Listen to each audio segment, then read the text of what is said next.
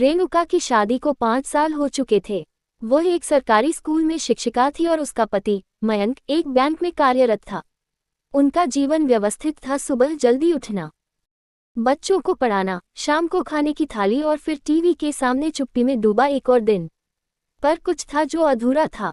रेणुका को न तो अपने पति से कोई शिकायत थी, न अपने ससुराल से। फिर भी हर बार जब वह दुल्हनों को लाल चुनरी और चमकती आंखों के साथ देखती, उसके अंदर कुछ खिसकता।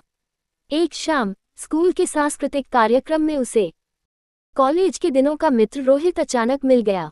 वह अब एक पत्रकार था और अपनी किताब की रिसर्च के लिए शहर में आया था। पुराने दिन जैसे किसी चुपचाप बंद कमरे में अचानक हवा भर गई हो। उन्होंने चाय पी, बातें की, लेकिन रेणुका हर शब्द पर सावधान थी। घर लौटते ही उसने आईने में खुद को देखा। माथे पर सिंदूर की वह हल्की रेखा उसे जैसे रोक रही थी। वह रोहित से फिर नहीं मिली, लेकिन वह खुद से मिलने लगी।